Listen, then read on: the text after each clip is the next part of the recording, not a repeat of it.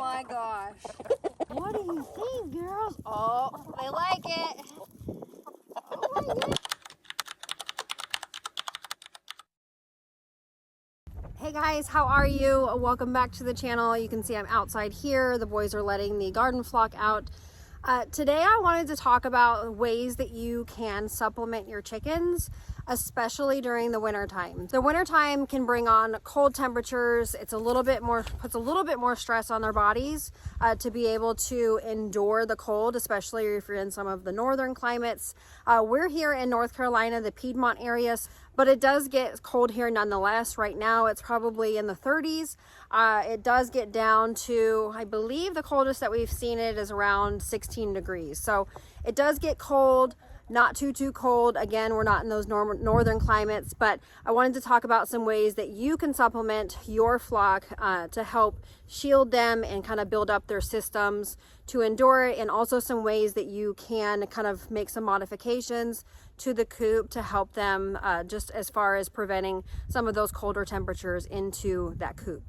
Okay, so the first thing that I want to mention is making sure that your chickens have a high quality feed.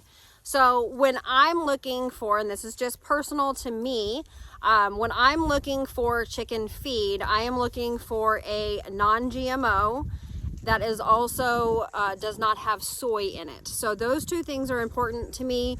You have to kind of pick and choose what's important to you based off of what you're wanting to get passed down into the eggs, which then you'll be ingesting. So some people that looks like organic, but we are very and non-negotiable as far as being non-GMO. Based on the ages of your chickens, that's also going to matter as far as like the protein content that is within your feeds.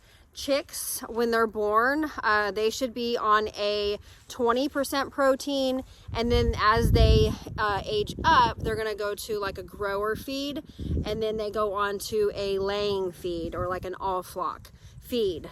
So the roosters are on the same feed as the hens.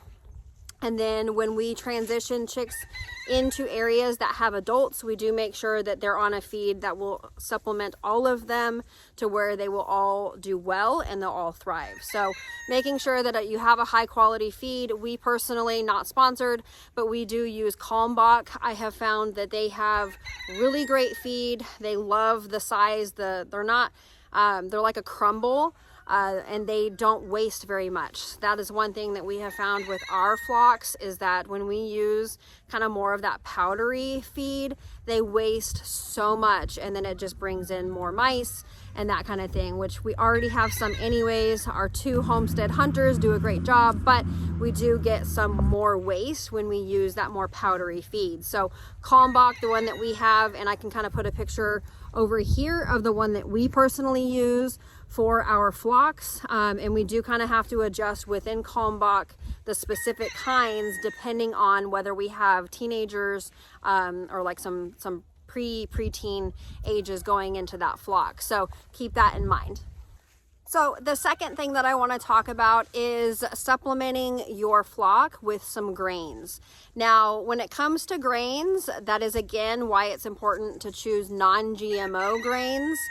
To us, that's important. To some of you, it may not be. So personally, we use non-GMO scratch grains, and those scratch grains, they actually help with regulating your chicken's internal temperatures. And so those grains, that's why in the summertime they actually say that it's not such a great thing, because it actually helps the internal temperature of the chicken. So maybe not doing that in the summertime or when it's getting warmer, but definitely using scratch grains in the winter time is extremely beneficial and just helps them with that internal temperature regulation. So the third thing that I want to talk about is the water that you're giving your chickens. So we don't personally do this, but it's something that you can definitely do. Offering your chickens warm water is definitely a solution, but then you can also use those heated plates underneath of the waters, or they even make heated waterers that you can also get to make sure that they're not drinking like almost frozen water. So we typically have found that we We actually used 2 heated waters for our flocks the past 2 years. This year we have not switched to those yet.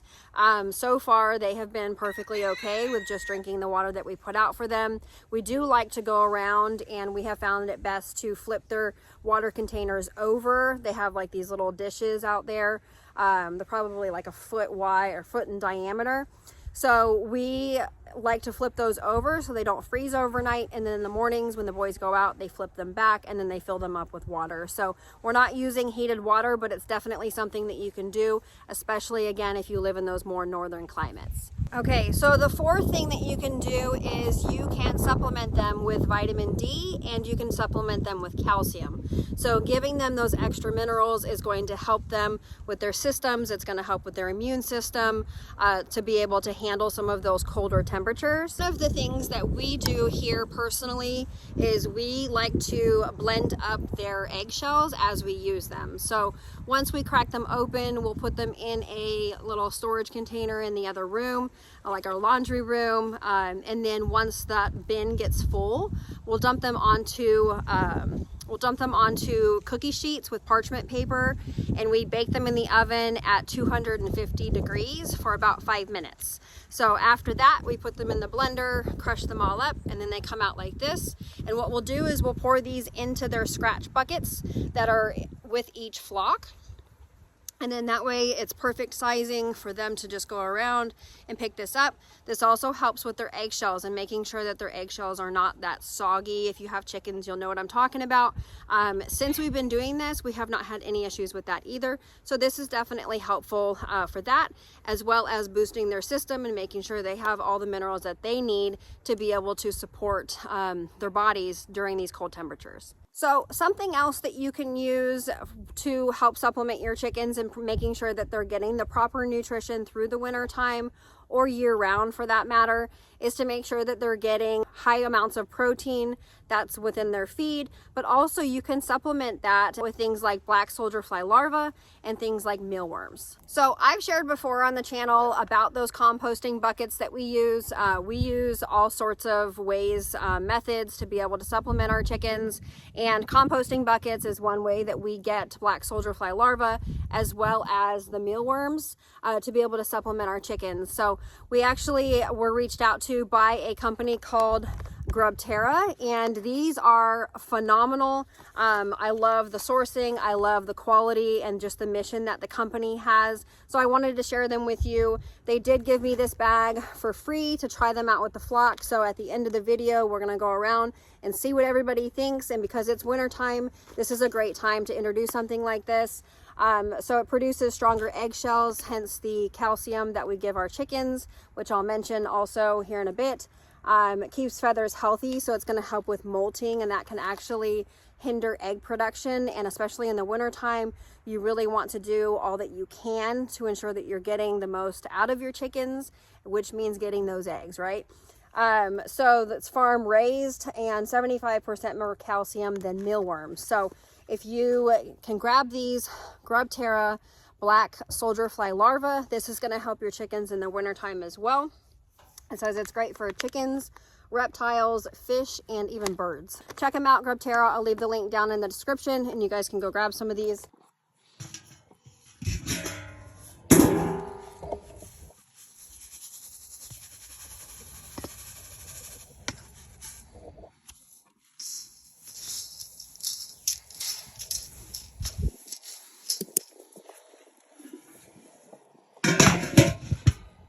As far as insulating your coops, this is one that we have definitely, they must see a bird. This is one that we definitely had to insulate. This is the Justin Rhodes Chicksaw 2.0. We have it positioned on our farm to where the wind is coming from this direction. So we have the side facing that. So that's something to kind of be aware of, is where's the wind coming from. We did go through and put some tarp here on the front, and we have a little bit of tarp on the side here that is going to block some of that wind. We did leave a little bit here at the top so that there is some sort of like airflow and circulation a little bit, but it's not getting those big winds. So that's important. The bottom of the chickshaw is open, and so you can see here that they do perfectly fine with this. They're not like, there's not sick, there's nothing wrong with them. They have a layer of insulation on their own to where they don't really need much, especially if you're in like the warmer temperatures and climates here. All right, y'all, we're back here with our pasture flock. We have the Chickshaw 2.0 from Justin Rhodes, if you're familiar with that. If you're not, definitely go check out his plans. We love our coop. We want to go over the 6th thing that you can do to help your chickens in the wintertime, and that is to increase the light exposure that your chickens are getting. Now, I have seen people to where they add artificial light within their coops during the winter time. I personally don't do that. That is not my thing. I personally go with the way that nature designed them, and in the wintertime they naturally are going to lay less, but I am a fan of making sure that they have as much natural light as possible. So with that, if you have windows in your coop, making sure that those windows are not covered, making sure that they have as much natural light as possible is going to help them. If you can face them in their coop maybe towards the sun, maybe if your automatic door doesn't open or before you get up, they're at least getting that extra additional natural light. So that is also going to help with their immune systems during the winter time, and it will also help with egg production. So the 7th thing that you can do, and I kind of touched over this already as far as like insulating your coop, is to make sure that you are reducing drafts and winds from entering your coop. So again, I mentioned that they can get frostbite. It's very helpful. Chicken fight over here.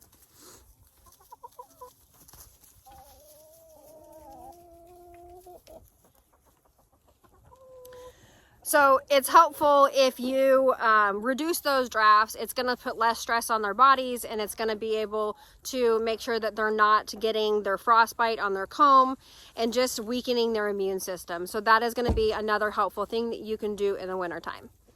And the next thing that I'm going to mention is making sure that they are getting adequate exercise, making sure that they have enough space within their coop, enough space within their run to be able to get up and move around.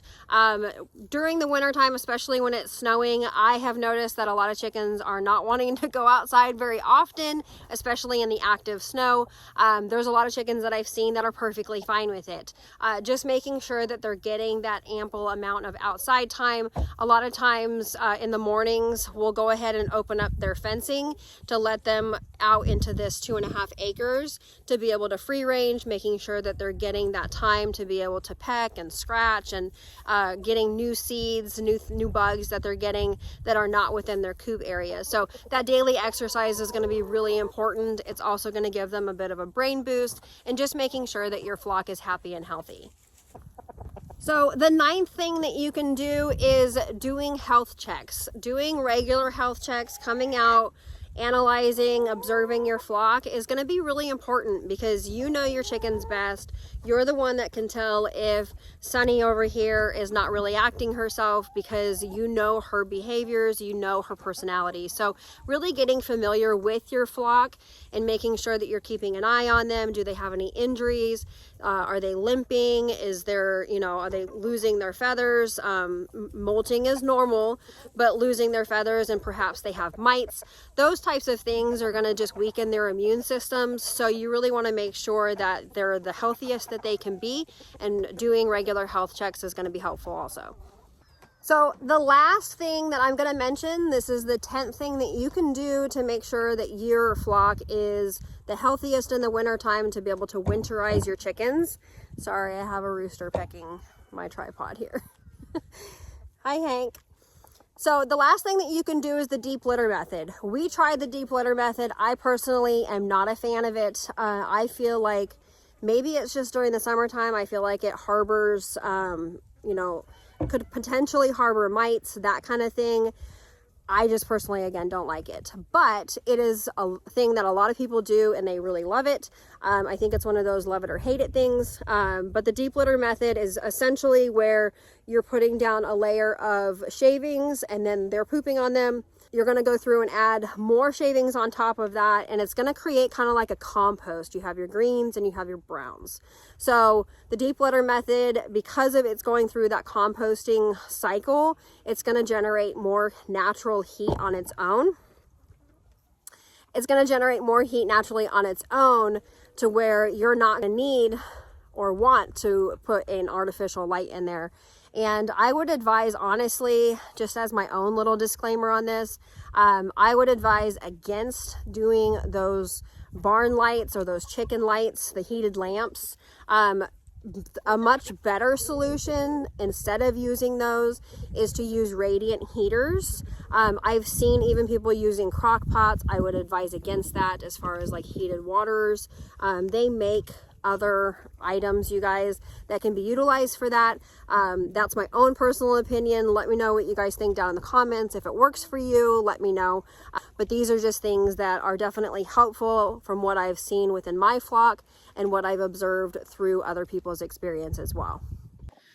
So I am going to go ahead and grab my grubterra black soldier fly larva, and we're going to go ahead and see what these guys think, and then we'll go around and we'll see what the other flocks think as well.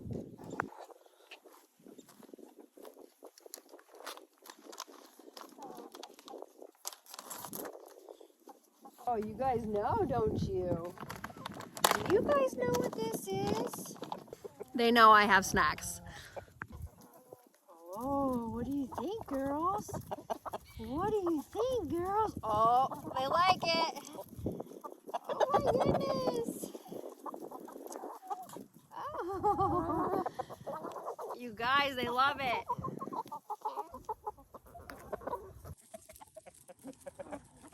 Oh my gosh.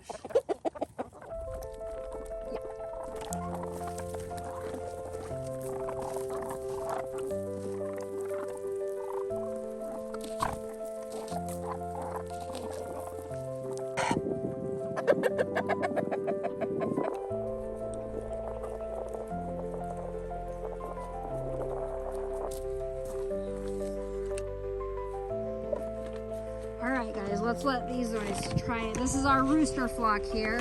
And as you can see, the hoop coop, we have it to where it's facing the winds. The side of it is facing the winds to prevent any drafts coming from that way. The front and the back are open, which is perfectly fine because again, that's not the area that the wind is going to be coming from. So we did put a tarp to help kind of insulate a little bit, especially more for the rain, if anything, but also for that wind. All right, let's see what these guys think.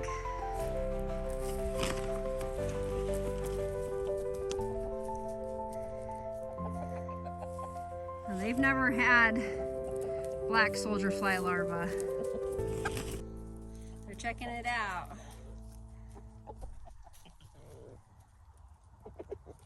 Ooh, yep. Oh yeah, they're getting it. They finally figured it out. So this is, most of these guys are teenagers. We do have one in here that's about 3 months old. The other guys in here are about 2.5 months old. So they've never had anything like this, so it took them a second to figure it out. But they're loving it. Okay, so we're gonna go ahead and go over to the garden flock and we'll see what their opinion is on these soldier fly larvas. It's my husband. Say hi.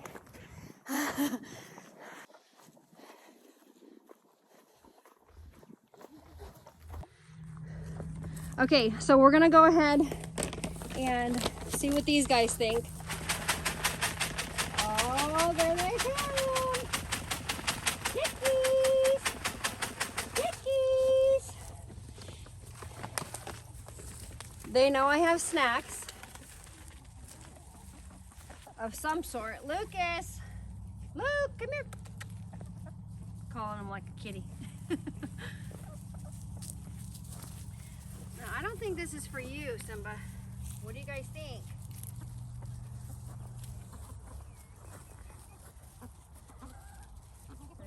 Oh yeah. I would say they're fans, huh? Here comes Lukey. Oh, they like that. Oh, they like that a lot. Oh my.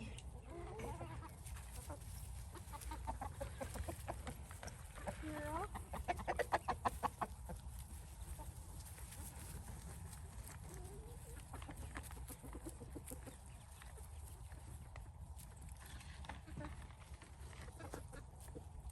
like it? Good boy. What is that? What's he doing? That's so funny. I've never seen him do that. I thought he was dancing for the grubterra. That's so funny. He did a little dance. He did. He liked it. Okay, so now let's go try the frizzles.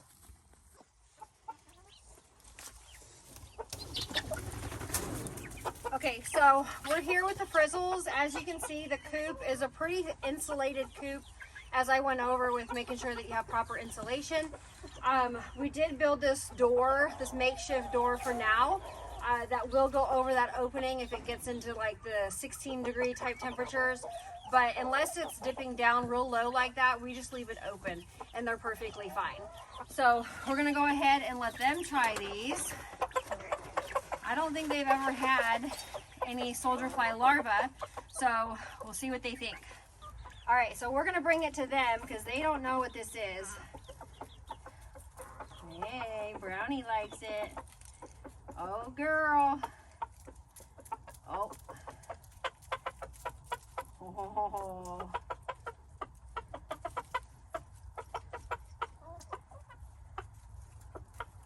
Oh, yeah, they like it. Brownie really likes it. Yes, she does. You gonna get some, girl? Okay, let's see what these chicks think. They're a little skittish. Oh, that was smart.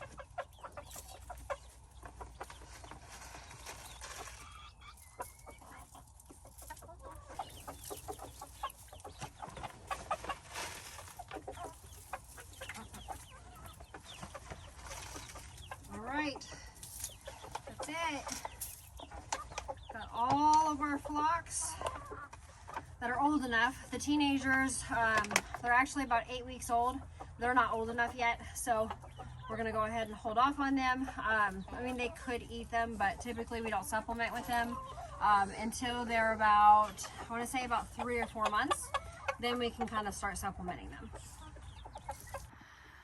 All right, y'all. Well, that was 10 ways that you guys can help your flocks to be able to thrive through the winter time, whether it is just boosting that protein, continuously laying a decent amount of eggs through the winter, keeping them warm, and supplementing them to be able to help their system. So 10 ways to help your flock thrive. Thank you for being here. Let us know if you have any questions down in the comments. Again, I'll leave the link for the grubterra soldier fly larva that we used today, which all the flocks approved of. So we'll see you guys on the next video. Thanks for being here. Be sure to hit the like and subscribe, and we'll see you on the next one. You don't want to do that, do you? Hey, Mason, hold on, honey. Hold on, honey. Stop. I'm filming a video. Wow. All parts of we use